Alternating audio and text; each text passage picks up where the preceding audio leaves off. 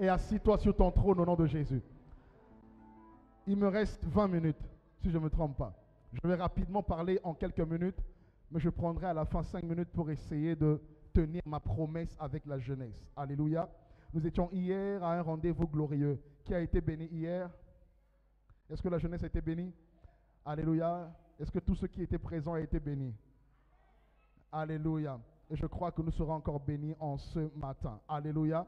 Gloire à Jésus. Alors, je vais parler de quelque chose. Je ne vais pas prêcher, je vais t'exhorter. Mais je vais te libérer et te donner des clés, les essentiels pour la vie d'un chrétien. Alléluia. Les essentiels pour la vie de celui qui veut accélérer avec Dieu. Parce qu'il est important que vous ayez les choses essentielles. Amen. Pour vous permettre de pouvoir vous asseoir et pouvoir parler avec les esprits. Alléluia. Ou être compté parmi les rangs des esprits. Amen. Alors, je vais commencer par la première des choses. Gloire à Jésus. Quand Dieu rencontre un homme, la première des choses que Dieu établit comme fondation, comme fondement, c'est la grâce. C'est pourquoi la Bible n'est pas un livre par hasard. Chaque fois que tu vois Dieu venir vers un homme, il dit, tu as trouvé grâce à mes yeux. Tu as trouvé grâce aux yeux de Dieu. Donc, Dieu établit premièrement dans la relation le fondement de la grâce.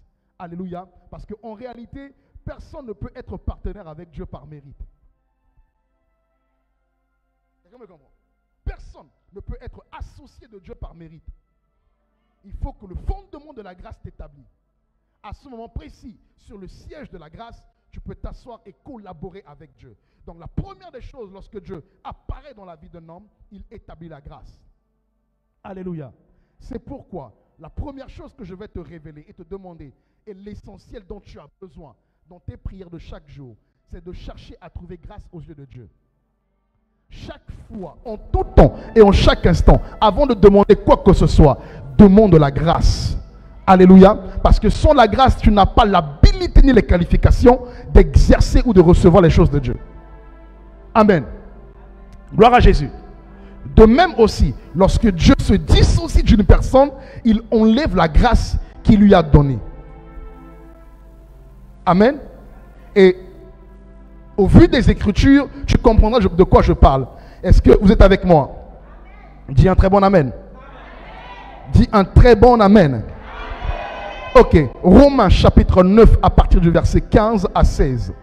Alléluia. Romains chapitre 9 à partir du verset 15 à 16. Amen. Ok. La grâce va avec une autre chose. Mais avant d'arriver à la deuxième chose, j'aimerais d'abord parler de la grâce. Donc, Romains 9, 15 à 16. Amen. Gloire à Jésus. Donc, Dieu établit comme fondement dans la relation avec l'homme ou avec la société l'aspect de la grâce. Amen.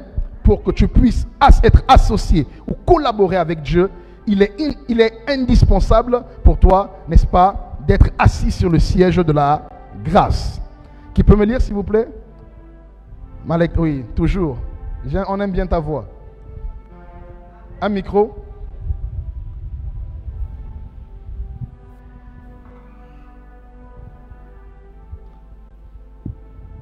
Amen. Romains chapitre 9, à partir du verset 15. Ouais. Car il dit à Moïse, je ferai miséricorde à qui je fais miséricorde. Je ferai miséricorde à qui je fais miséricorde. Et j'aurai compassion. Et j'aurai compassion. De qui j'ai compassion. De qui j'ai compassion. Ainsi donc, cela ne dépend ni de celui qui veut, ni de celui qui court, mais de Dieu qui fait miséricorde. Amen. Amen. Donc, Dieu explique ici, et je veux que tu comprennes bien ce passage. Il dit ceci. Moi, Dieu, je décide. C'est pourquoi je suis convaincu, peu importe qui tu es et ton état. Aïe, aïe, aïe, aïe, aïe. Dieu, frère, ne sois pas impressionné par l'avantage ou l'avance des autres. Tu sais pourquoi? Parce que ça ne dépend pas de celui qui a couru avant toi. C'est pourquoi Ecclésiaste dit, ce n'est pas toujours celui qui est agile qui gagne la course. Ce n'est pas toujours celui qui est vaillant qui gagne la guerre. Ce n'est pas toujours celui qui est plus fort qui gagne le plus faible. Parce qu'en réalité, tout dépend des temps et des saisons, parce que c'est Dieu qui décide à qui il fait grâce. Donc ne te dis pas que c'est fini. Tu n'es même pas en retard. Tu n'as même pas encore commencé. Il suffit que la grâce te localise aujourd'hui pour que les choses de Dieu soient manifestes. Alléluia. Il te faut la grâce. C'est tout. Ça ne dépend de personne. Ça dépend juste de la grâce. C'est pourquoi le langage de Dieu et les pensées de Dieu sont tout à fait élevés au-dessus de la nôtre.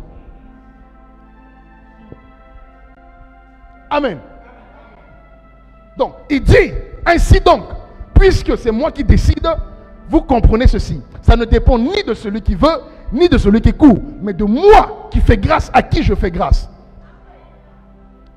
Alléluia. Oui.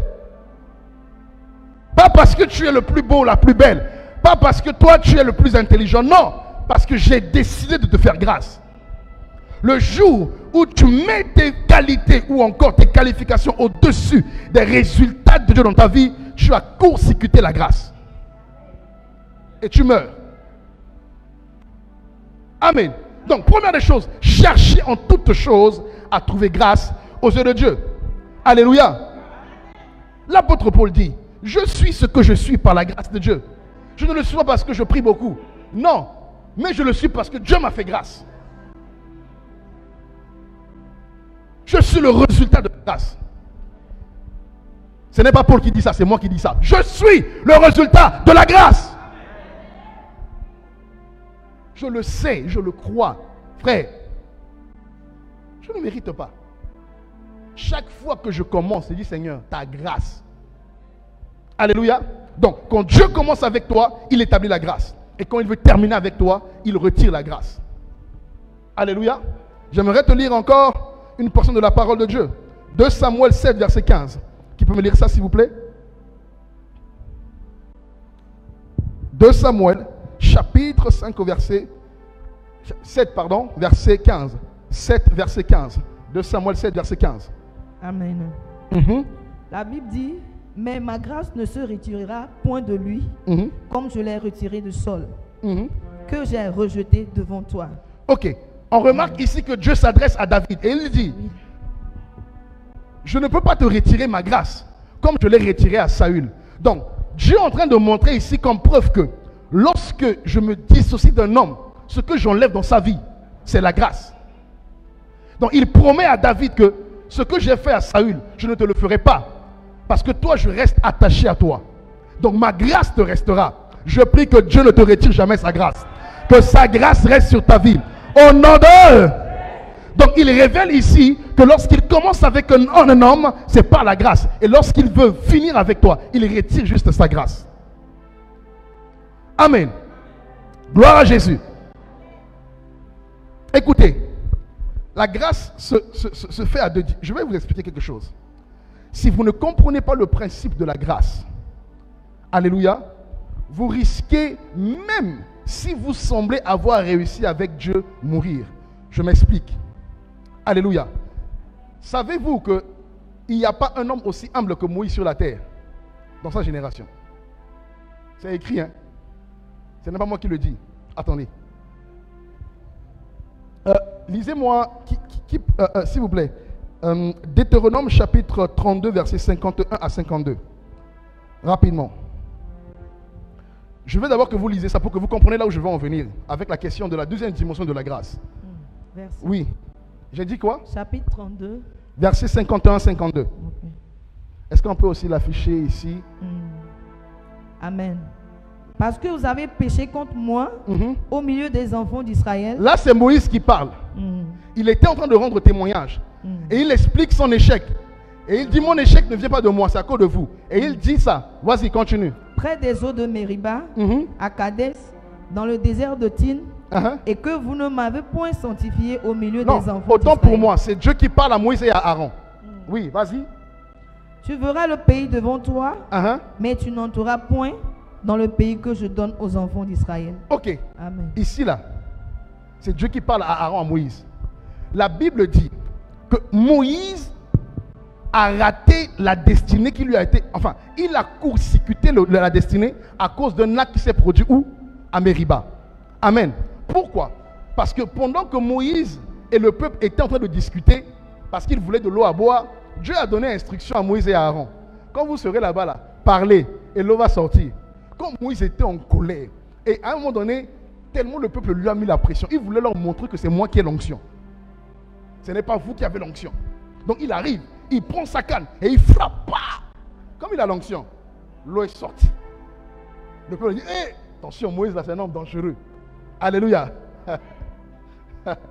Amen. Quand Moïse a fait ça, il n'a pas honoré et donné gloire à Dieu. Il a pris la gloire de Dieu. Il n'a pas reconnu que l'onction qu'il a et ce qu'il est, c'est par la grâce de Dieu. La grâce te rend humble et te donne toujours de donner gloire à Dieu en tout ce que tu fais. Alléluia. Vous comprenez? Et donc, dès que Moïse a fait ça, bien que c'est Moïse, mais Dieu plus tard l'empêche d'y aller. Parce qu'à un moment donné, il n'a pas reconnu que c'est par grâce qu'il est Moïse. Alléluia. Dieu ne lui a pas retiré la grâce, mais Dieu l'a résisté. Parce que Dieu résiste aux orgueilleux. Et donc l'orgueil qui a apparu dans le cœur de Moïse a fait que Dieu a résisté à Moïse sur le chemin de sa destinée. Et il l'a arrêté à un moment donné. Il dit, tu ne pars plus. Que Dieu aille, que ça ne t'arrive jamais au nom de Jésus. Le principe de la grâce t'amène à être humble. Je voulais vous révéler combien de fois Moïse était humble. Alors, que le Seigneur m'aide à retrouver ce passage dans mon esprit. Nombre chapitre 12 verset 3, si je ne me trompe pas. Nombre chapitre 12 verset 3, si ce n'est pas ça, on va essayer d'afficher ça, voir s'il vous plaît. Nombre 12 verset 3 ou bien verset 4, je ne sais pas. Nombre 12. Et l'Éternel entendit. Or, c'est ça. Or, Moïse était un homme très humble. Non, écoutez, un homme très plus humble que n'importe quel homme à la surface de la terre. Je disais ça pas parce que Moïse était humble parmi Israël. On dit sur la terre, dans sa génération, le gars là, il n'y avait pas plus humble que lui. Mais normalement, l'humilité conduit où? Mais Moïse est resté en chemin. N'est-ce pas? À cause de quoi? Parce qu'il n'a pas, à un moment donné de sa vie, juste une seule fois, Dieu, une seule fois, il a juste essayé un peu de ne pas reconnaître que c'est par grâce. Et il a considéré. Donc, frère, en toute chose, rendez grâce à Dieu. Parce qu'en réalité, je vais te dire une vérité. Quand Dieu te donne les finances ou encore une plateforme d'autorité qui te permet d'élever des personnes ou encore de bénir des personnes, fais attention de devenir orgueilleux. Fais attention de dire que c'est grâce à moi. Ou à un moment donné, si ce n'est pas à cause de moi là, lui là il me fait la bouche aujourd'hui. Ne dis jamais ça. Frère, tu sais pourquoi? Parce que tu vas finir comme Moïse. Il faut dire seulement merci à Dieu. Parce que Dieu t'a rendu intendant de ses biens sur la terre. Parce qu'un temps donné, lorsque Dieu voudra bénir quelqu'un, il passera par toi parce que tu es son intendant. Quand Dieu voudra élever quelqu'un, il passera par toi parce que tu es son intendant. Mais ne prétends jamais dire que c'est à cause de toi qu'un homme est élevé. Ou que c'est à cause de toi qu'un homme est béni. Frère, tu risques de court-circuiter ta destinée. Dis à ton voisin, c'est par grâce.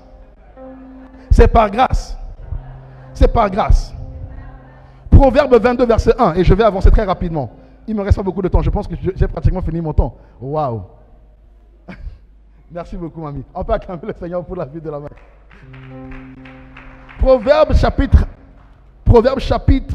1, 22, verset 1. Proverbe 22, verset 1. Écoutez ce que la sagesse dit ici. Proverbe 22, verset 1. On dit, une bonne réputation est préférable à de grandes richesses. Et la grâce, lisez avec moi. Plus fort. Dieu te dit, frère, la grâce vaut mieux que l'or et l'argent. Et pourtant, c'est Dieu qui détient l'or et l'argent. Mais il te dit, frère, je te dis, préfère la grâce. Donc, celui qui ne cherche pas la grâce, il lui est difficile de trouver l'or et l'argent. Alléluia. Donc, la grâce vaut mieux que l'or et l'argent. La première des choses et l'essence même du chrétien, avant de commencer, cherche la grâce. Trouve grâce aux yeux de Dieu. Et le reste, frère, tu seras comme un TGV. Alléluia. La grâce avant toute chose. Alléluia. Il te faut la grâce. Alléluia. Ok, donc le principe de la grâce te rendra inévitablement humble. 1. Et l'humilité te conduira inévitablement à la richesse, à la gloire et à la vie. L'un des versets que j'aime beaucoup et que je préfère d'ailleurs, Proverbe 22, on continue, le verset 4 s'il vous plaît. Le verset 4, on avance au verset 4. Ok, on dit le fruit de l'humilité. Pourquoi? Parce que si quelqu'un reconnaît le principe de la grâce, que je suis ce que je suis, par la grâce de Dieu, il devient automatiquement humble. Et l'humilité le conduit où? On dit le fruit de l'humilité, de la crainte de l'Éternel, c'est quoi? On lit ensemble, c'est là. Fais-le avec foi. Quand tu entres dans la dimension de l'humilité, frère, voilà ce qui va t'arriver.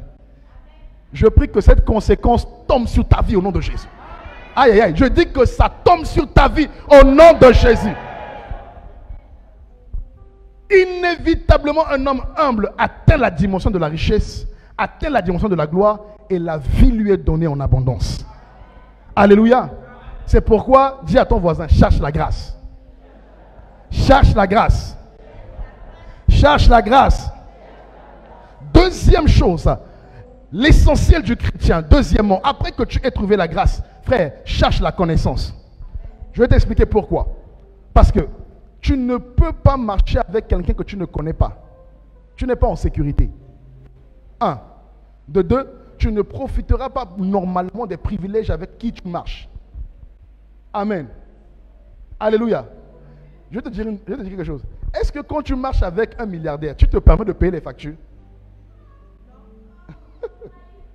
Non. Si tu marches avec un milliardaire, comme maman Anita là, est-ce que tu te permets de payer les factures? Qu'est-ce que tu fais? Tu fais quoi? Tu consommes et tu ramasses. Parce que tu as une assurance que derrière moi, il y a un milliardaire. Peu importe la facture, il va les payer. Mais cette dimension dépend de la connaissance que tu as, que je marche avec un milliardaire. Quand tu n'as pas la connaissance, frère, tu marcheras aussi pauvre que tu es, tu resteras pauvre. Jésus va dire à la syrophénicienne, vous adorez ce que vous ne connaissez pas. C'est pourquoi vous êtes encore esclaves. Mais les temps viendront où les adorateurs, frère, il dit la vérité. Tu ne peux pas être vrai devant Dieu quand ton adoration n'est pas basée sur la révélation de qui tu adores. Je ne sais pas si vous me comprenez. Je disais à la jeunesse la dernière, quelqu'un posait la question. Je leur ai dit, frère, si aujourd'hui, vous savez, toute adoration engendre un mouvement au ciel. Ah. Toute adoration engendre un mouvement au ciel. Écoute-moi, si aujourd'hui je me mets à genoux, je commence à adorer le Dieu qui bénit, je provoque le mouvement de la bénédiction.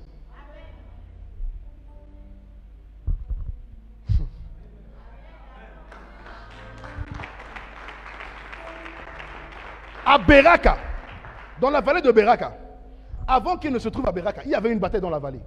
Vous connaissez ça? On connaît Beraka. Je vais vous révéler le secret de Beraka. La Bible dit que Dieu voulait combattre à la place d'Israël. Il dit à Israël, cette fois-ci c'est moi le général. C'est moi qui vais mettre en place la stratégie de la guerre. Ce n'est pas vous qui allez vous battre. Mais qu'est-ce que Dieu fait? Dieu n'envoie pas les guerriers.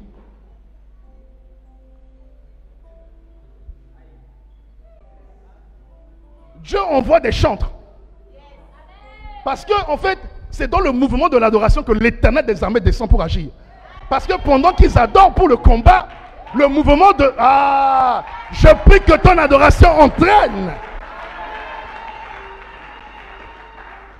Quand tu adores selon la révélation que tu as, tu mets en mouvement le Dieu de ce que tu adores dans ta vie. Quand tu adores le Dieu de la richesse, tu mets en mouvement la richesse. Le Dieu du combat, tu mets en mouvement le Dieu de bataille. Puissant guerrier, fort dans les combats, Jéhovah est son... Pendant que tu le fais, il descend. Il est le puissant guerrier. Puissant guerrier, Fort, fort dans les combats. Jéhovah est son nom. Frère, il y a des hommes quand ils adorent avec révélation, ils ne tremblent pas, ils se lèvent. Il a fait un cauchemar, mais il se lève, il dit seulement puissant guerrier. Fort dans les combats. Jéhovah est son nom. La connaissance que tu as de Dieu te permettra de faire des aïe. Il dit, le peuple, ceux qui connaîtront leur Dieu, marcheront avec fermeté, mais ils feront des exploits. Il dit, puisqu'il me connaît, puisqu'il me connaît, il m'invoquera, je le répondrai, je le protégerai, je le glorifierai et je lui ferai voir mon salut, parce qu'il me connaît.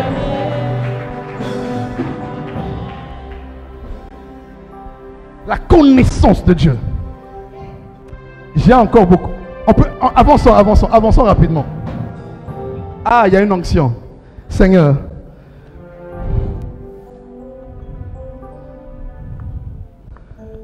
Deuxième chose, la connaissance.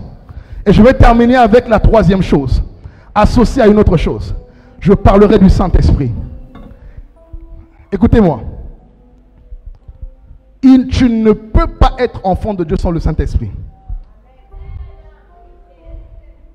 Chaque chrétien doit avoir cette soif d'avoir le Saint-Esprit.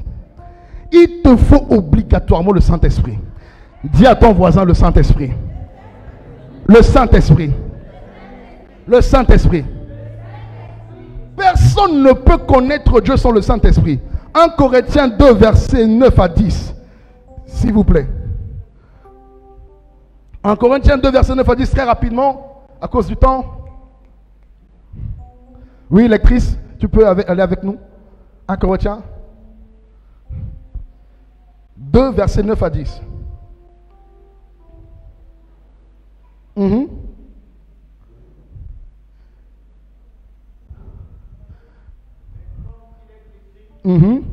Ce que l'œil n'a point vu. Oui. Ce que l'oreille n'a pas entendu. Oui. Ce qui n'est pas monté au cœur de l'homme. Dieu l'a préparé pour ceux qui l'aiment. Ok. Or, celui qui sonde les entrailles de Dieu, c'est qui? Qui sonde Dieu? Il ne peut pas te révéler cette dimension-là tant que tu n'as pas le Saint-Esprit. D'ailleurs, j'aime comment la phrase se termine. On est où? On va venir là-bas, mais revenez d'abord. Ok. Il dit, non seulement il va le révéler, mais à une condition qui est à la fin. Regardez la condition. J'avance déjà à l'autre principe.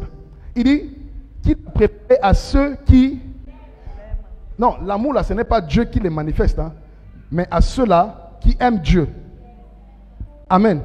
Et pourtant, il est aussi impossible d'aimer Dieu sans le Saint-Esprit. Tu peux pas. C'est pas possible. Tu peux pas aimer Dieu. Il y a des gens qui se battent. Les voisins qui se battent pour aimer Dieu là. En fait, en réalité, c'est parce qu'ils n'ont pas le Saint-Esprit. Même parmi vous, il y a des gens qui n'arrivent pas vraiment à aimer Dieu. Tu fais tout pour ne pas pécher. Tu fais tout pour vivre la sainteté. Tu fais tout pour plaire à Dieu. Le problème, tu n'y arrives pas parce qu'en fait, tu n'aimes pas Dieu. Et tu ne peux pas aimer Dieu parce que tu n'as pas le Saint-Esprit. Ou bien, lisez-moi ça. Romains 5, verset 5. Romains 5, 5. Découvrons ça. Oh, l'espérance ne trompe point. Parce que l'amour de Dieu est répandu dans nos cœurs par le Saint-Esprit qui nous a été donné. Le Saint-Esprit. Par qui? Le Saint-Esprit. Okay. L'amour de Dieu est déversé dans notre cœur par qui?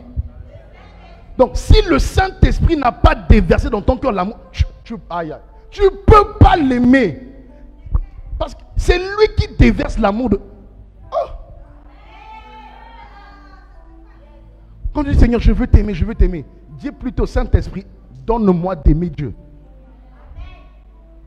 Amen. Parce que celui qui te permet d'aimer Dieu, c'est le Saint-Esprit.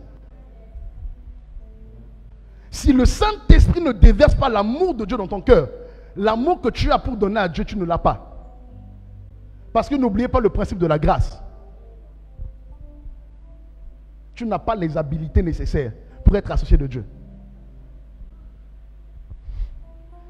Il faut que la grâce par l'Esprit te soit faite pour que tu aimes Dieu. Et je vais finir par ce passage que vous tous vous connaissez. 1 Corinthiens 14, verset 2 à 4. 1 Corinthiens 14, le verset 2 et le verset 4. Vous connaissez ça? On va quand même le lire. Ok. Allons-y. Je vais rapidement terminer. En effet, celui qui parle en langue ne parle pas aux hommes, mais à Dieu. Très bien. On va rester à la partie A. On dit, celui qui parle en langue ne s'adresse à personne d'autre si ce n'est qu'à Dieu. En d'autres termes, à l'instant où moi, je me mets à rabrasser, je me mets en conversation directe avec le Père, sans intermédiaire.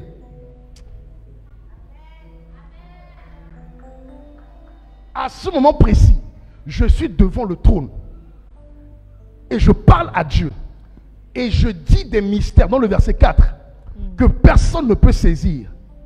C'est pourquoi aucun homme ne peut devenir un esprit s'il n'a reçu de la part du Saint-Esprit le parler en langue. Or, il est écrit que ceux qui l'adorent doivent l'adorer en esprit. Et nous ne sommes plus la chair, mais nous sommes esprit. Mais tu ne peux pas devenir esprit tant que tu n'as pas reçu du Saint-Esprit la capacité de devenir aïe. Donc il te faut que Dieu te fasse cette grâce au nom de Jésus. Amen. Que Dieu t'accorde cette grâce au nom de Jésus. Il te faut le Saint-Esprit. C'est pourquoi, je vous explique, Dieu est un Dieu ordonné. Dès que tu reçois le baptême, quand tu reçois la foi, la première des choses qu'on te donne, le Saint-Esprit, c'est le parler en langue. Pourquoi? C'est le fondement de la spiritualité. Ton esprit est bâti et forgé quand tu parles. Quand tu pries en langue, tu deviens un esprit. Tu deviens un grand. Tu voles dans les hauteurs. Quand tu atteins cette dimension, aucune manifestation des 9 dimensions de l'esprit ne se fera sans le parler en langue. C'est moi qui... Amen. Je sais de quoi je te parle. Personne ne peut commencer à prophétiser, à manifester les visions, à manifester les 8 autres dimensions tant que le fondement de... Parce que, en fait, c'est pendant les mystères là que Dieu inculque ces choses en toi, sans que le diable ne le sache. Parce que si le diable le savait, tu n'aurais même pas un. Donc, il faut que ça soit pendant les moments des mystères. Et d'ailleurs, ta destinée même, elle est alignée pendant que tu parles en langue. Parce que ta destinée est un mystère.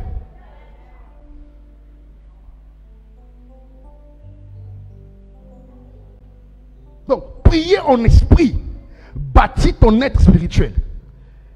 Et inévitablement, les personnes qui sont ainsi, c'est des personnes qui parlent plus à Dieu. Frère, même les hommes ont compris ça. Qui s'assemblent.